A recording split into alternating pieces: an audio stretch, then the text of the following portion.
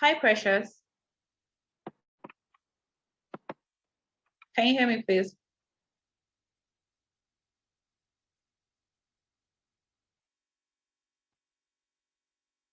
Hello, Precious. Hi, how are you? Hi, good morning. I'm Good fine. Good morning. afternoon, brother. Right. I mean, depending on where we are. But All right. yeah, how have you been? I'm good. I'm good. All How right. about Just you? give me a second, please. I would come back here. All right.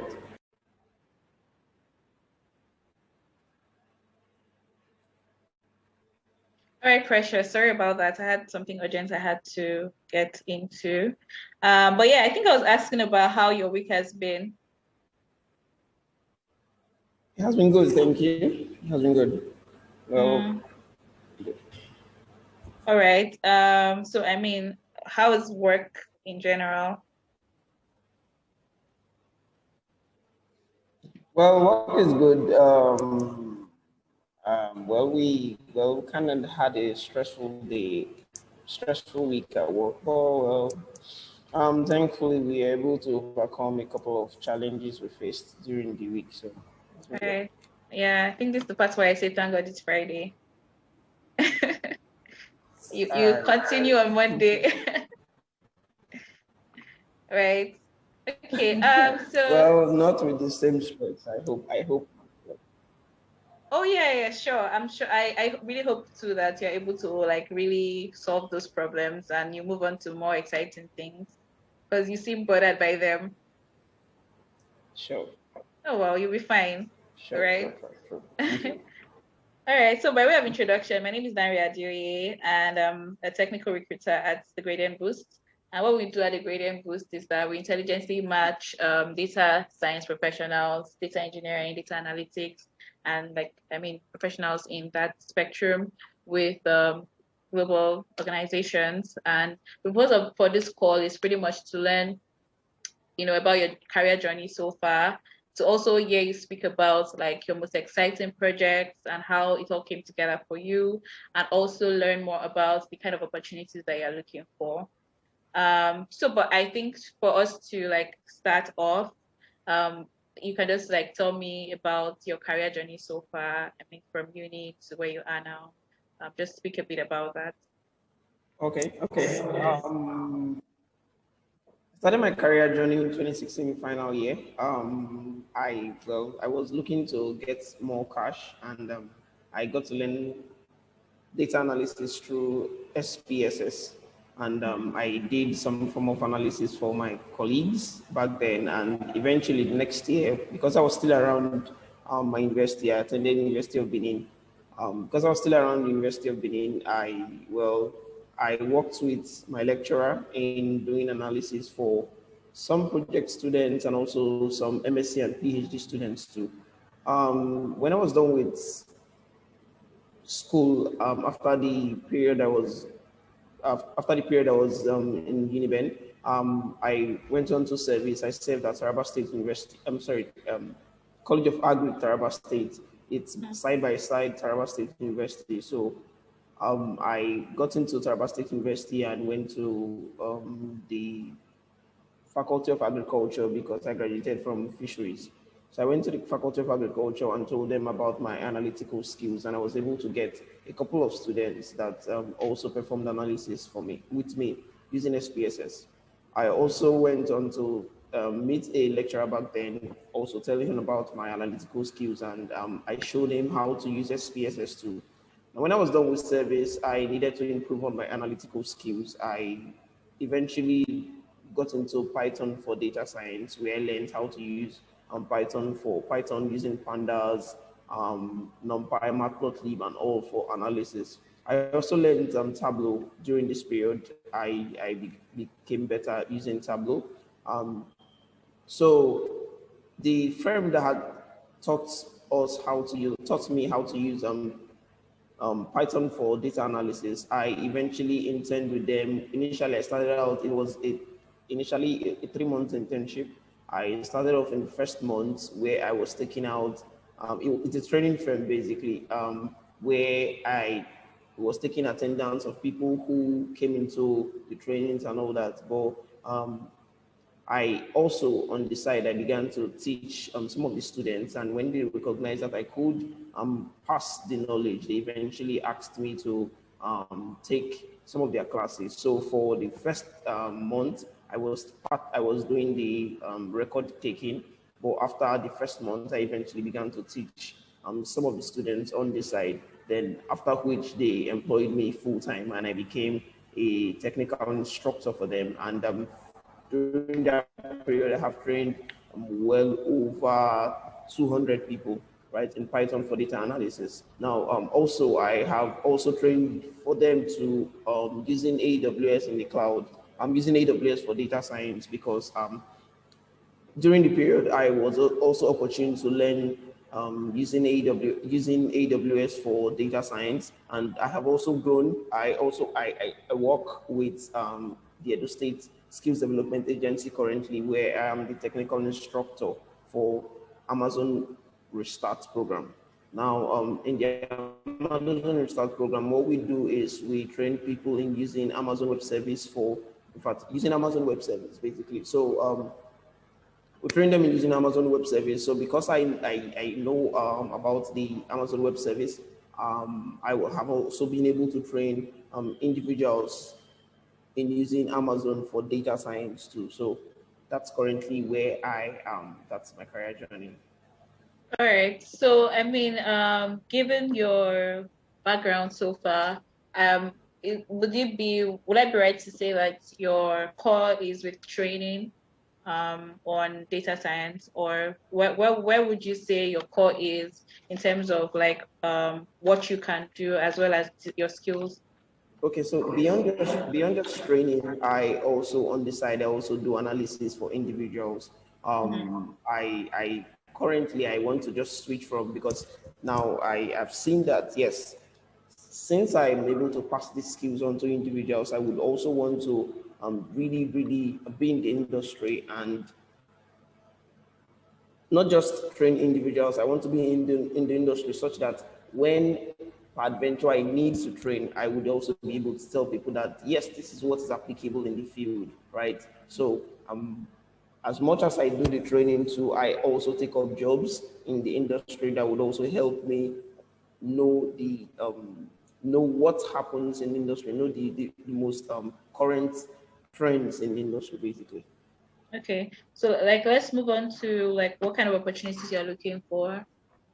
Are you looking Okay, for like so a full-time remote role or a contract? Also, like what's your work style? And what's like the base salary you are looking out for? okay, so I'm looking for a remote opportunity. My point, I would really prefer a remote opportunity at the moment. Okay, so in terms of base salary. It could be full time, it could be salary out of the company to see what they intend to offer. Yeah, but I think I just asked about the base salary. Did you answer that? Okay, okay, so the base salary I would 500, 500K naira per month. Okay, all right, cool. All right, I just wanted to sort of have a sense of that. Okay, so we can now like speak about like your most interesting projects, the projects that you worked on, and you can speak on it based on the based on like the thinking behind how the project came around, how you decided to approach it, how you got the data, how you cleaned it, all of that, as well as the business impact. Okay. Um,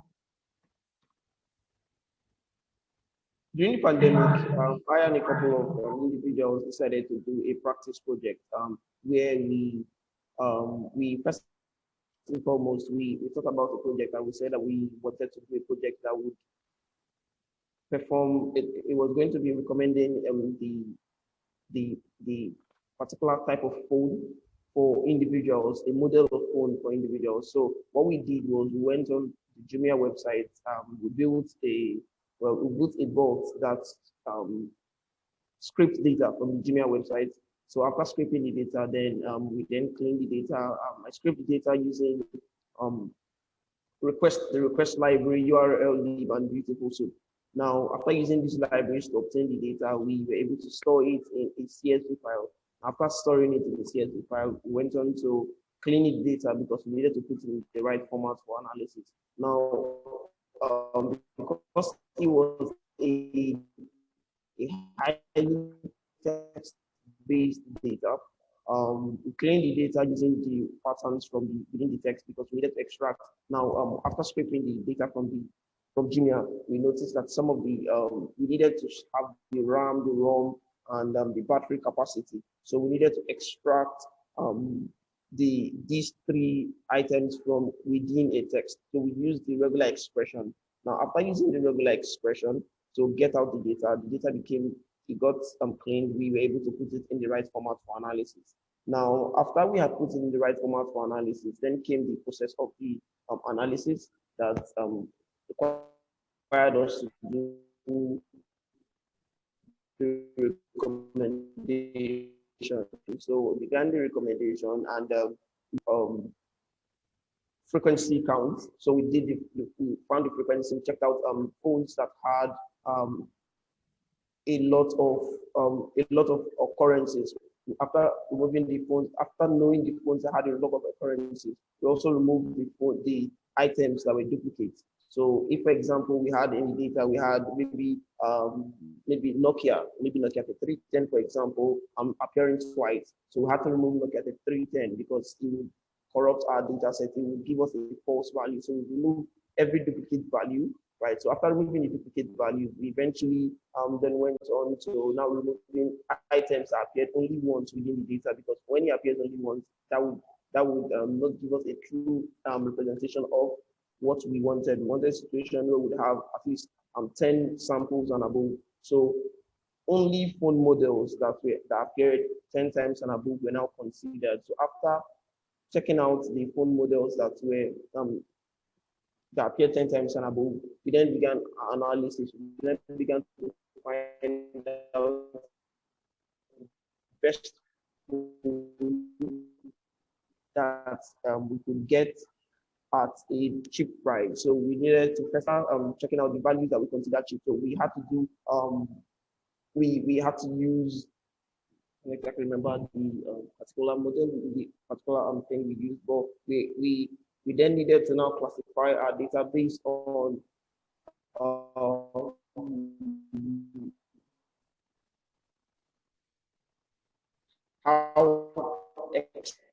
expensive we were. So we remove outliers because sometimes there are phones that are very expensive. So we have to look first and foremost the outliers. After moving the outliers, we now had phones that were within the range of within the range that individuals wanted. Yeah. So we went on to, after removing the outliers, we went on to now check out the median value. So we checked out the median value. Then every phone that was below the median value we considered affordable, because the person, if the median income is if the median cost of the phone, right, is lower than what's, well, is, if the median cost of the general phone, of all phones basically, is within if the phone, rather, the cost of the phone is lower than the median cost of all phones, right, then we consider it cheap. So we have to remove phones that were below the median cost of all phones combined.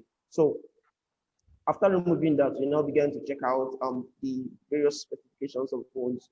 We use the camera, we use the battery quality, we use the RAM, ROM, and when we're done, we now were able to arrive at three different phone types, phone mix, sorry. So after checking out we checked out the phone that had maybe, we checked out the interaction within the phones, the camera type, the interaction between camera type,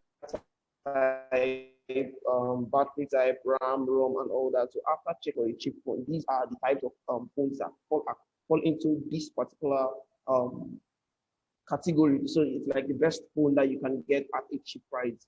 So when we're done, we're able to make a recommendation on what model of phone that a person could purchase. Okay. So what was the when you came to this conclusion, how did you use this information? Was it just a project you wanted to do, or was what did you do with this information? Okay, so it was a project that we just needed to do. It was not for a business, right? But if I were to talk about the business, for example, um, if I talk about the how it affects business, for example, it was the project was for a company. We had a theory, right? We just basically presented like a practical scenario. We said that a company wants to start selling phones and they need to know the phones that they wanted to start selling. So after we had given that kind of recommendation, so given the scenario that we played out, given the scenario we had given earlier on, the scenario that we had given earlier on. So all we just needed to do was say, okay, this is the recommendations that we come up with. Now it becomes easier for the company to be able to sell phones because we have been able to do market research, right? Because you can consider this market research. We have been able to do market research to be able to tell what phones people buy because as much as we also picked the RAM, ROM, and camera quality. From Jumia too, we also were able to get the user reviews. So the user reviews enables the to be able to know that okay, so since a lot of people have good reviews about this phone and the camera quality is good and battery and all that is good, so we can actually sell these brands of phone, right? Given that they are cheap, given that their target market, the phone that they intend to sell or the kinds of phone that they intend to sell are cheap phones. So they're going to be cheap phones. Don't want a situation where selling cheap phones and after you also want to satisfy customer experience. So the business case, the business use of this is being able to ensure that we've done adequate market research. So it becomes easy for the company to now go and start selling these goods based on our recommendation. Okay. All right. So could you just in terms of this project, what were the data, what were the tools that you used at every point in the process? Okay, so we basically used Python. We used several modules in Python. We used for first and foremost for collecting the data, we have to scrape the data from the web. We used URL leave, we used request, we used Beautiful Soup. Now, after using Beautiful Soup, in cleaning the data, we used pandas and we used regular expressions. So then in visualizing the data, we had to use Matplotlib and Seaborn. Okay, all right, fantastic. I think I would also want to hear about maybe any of the other projects you have done with, say, you mentioned that aside from training, you've done like some, say, consultancy for people. So okay. Is there any one of them that you would like to share as well?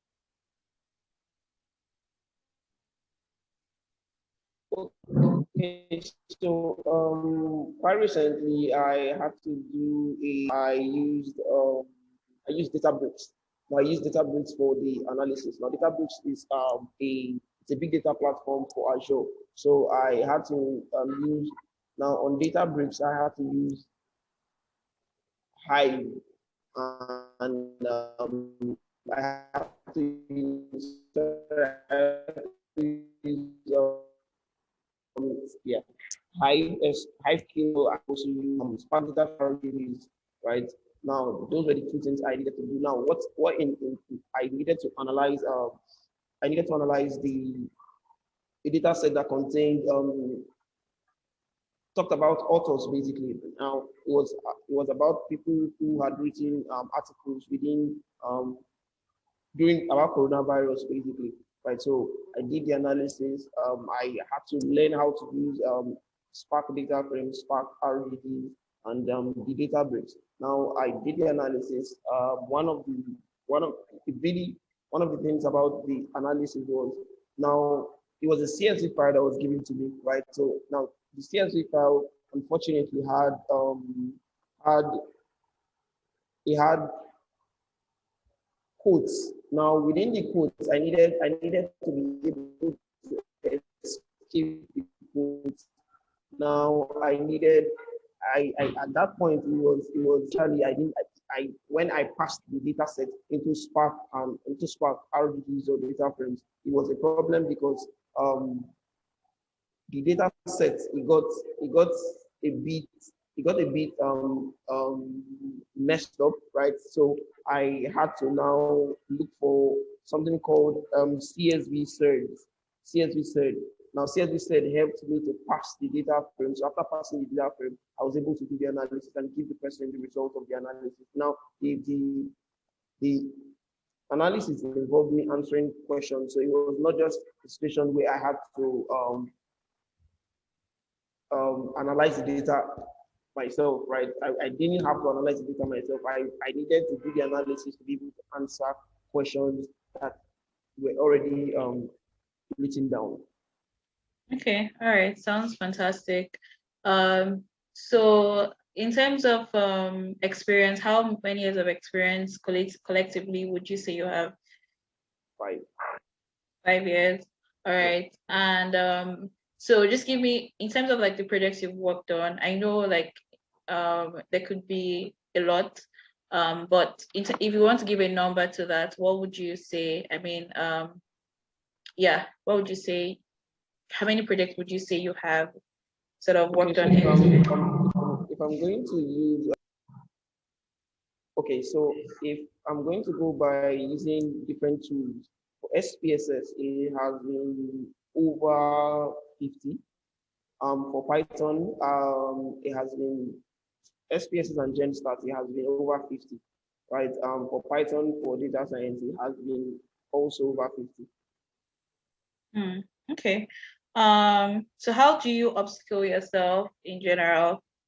Okay, so I take courses. Currently, I'm taking 2 different courses on Coursera.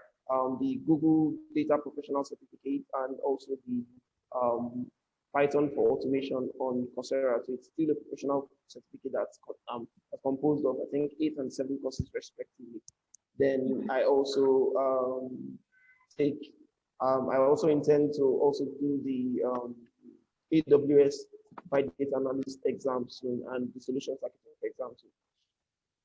Okay, so in terms of your career trajectory, what are you looking at like for the near future? Okay, so I would want to be a big data analyst, to be able to now data is exploding. If our data has exploded, not is exploding, has exploded, and being able to do this analysis, we've gone beyond just using the regular tools, right? And if I'm able to being able to upskill myself to the extent where I become able to use the tools that will be able to help people perform big data analysis and build pipelines for data analysis. That is where I want to get to. Okay, all right. So in terms of like the work you have done, how can you just tell me about the situation where you worked with a team and what your contribution was to that? Okay, so the project I talked about where I said we did the phone recommendations it was a team effort. I had to so what we had to do we had to basically scrape the data. Some people had to do some cleaning right now. So because I was one of the quality managers now, right? I had to maybe, so if people had challenges, so I would basically tell them, so I had to provide the code. I had to provide the code and tell people that, okay, this is the code that you would need, or this, if you missed any challenges, please come to me. And basically that was it. I also currently am the lead technical trainer in the, in Edo State Skills Development Agency. So what I currently do is, so if a person also has a challenge and I need to step in. I would step in. Any challenges that would help that would cause a hiccup in the running of the program. I also have to step into. So that's what I do. So I coordinate affairs with individuals. Basically. Okay. All right. So what would you consider to be your strength and your weakness? Okay, so for strength, basically, I believe it's critical thinking. So Okay. I'm able to I'm able to think critically about certain things on the go. I don't exactly need preparation before you throw something on me, and I'll be able to churn out um, different views or different ideas happening that particular thing. That's one. Then I think if it's about weakness, I think it's overworking. Okay. So in weakness, what did you say overworking? Yeah, I think so. Yes, Overworking is your weakness. Okay. I All right. I tend to have a poor work-life balance such that my work is always my work sometimes follow me home, right? Because I'm trying I read fisheries,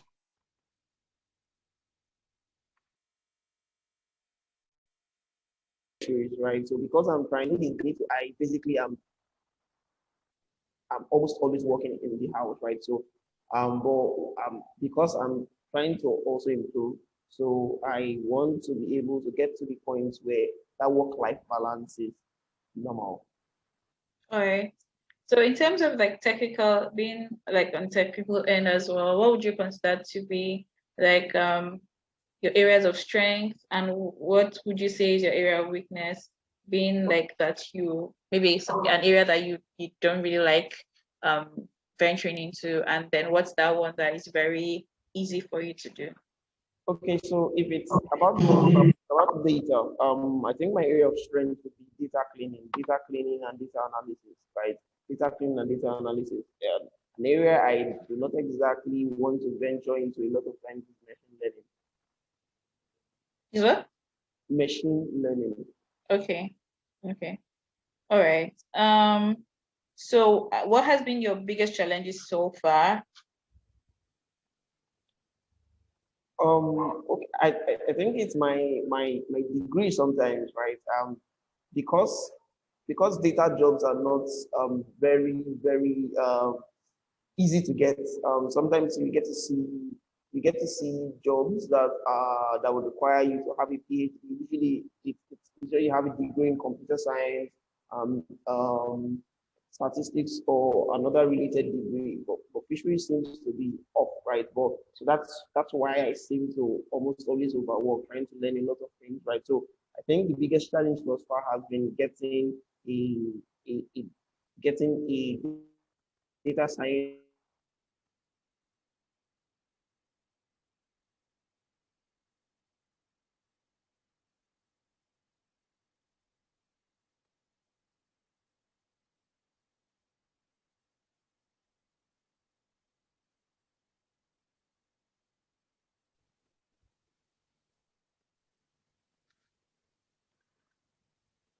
Hello, can you hear me?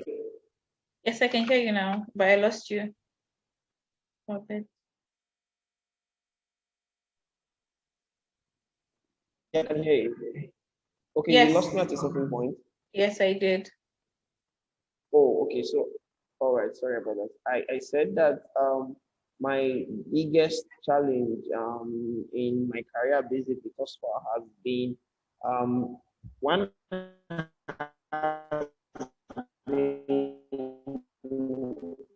maybe learning the different improve or get to the point where I want to get to. That's one. Then also the maybe my degree, right? Because a lot of times I get to see that they to apply for are usually they would ask for a degree in either statistics, computer science, or any other related degree. Because I studied fishery, so sometimes it usually poses a challenge. Mhm. Okay, so as we begin to round up, do you have any questions for me?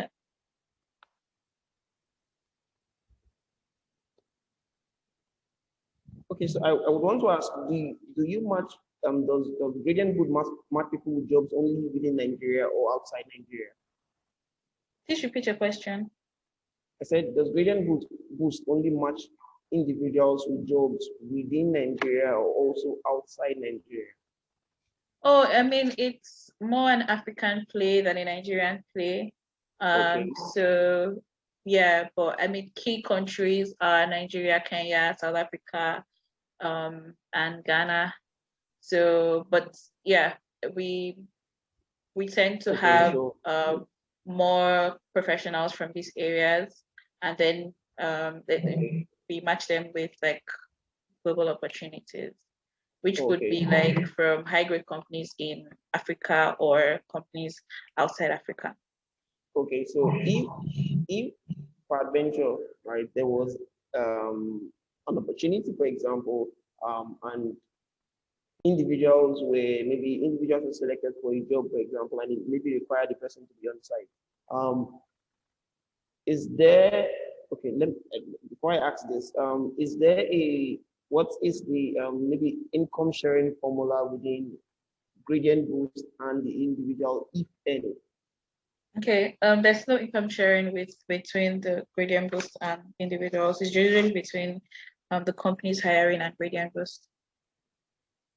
Okay. Okay. So if for adventure, for example, a company offers relocation, for example, so Gradient Boost has no, they have no control over that. Yeah, so we tend to so far work with few like full-time remote roles. Okay. But should that come up, at that point to just be between the candidate and the company hiring directly. All right. So I guess that's all the questions. All right. Thank you so much, Precious, for Yes. joining this call. Thank you. You'll be informed about your approval to joining the platform, and then obviously if and when opportunities arise. But yeah, enjoy the rest of your day. All right. Thank You're welcome. you.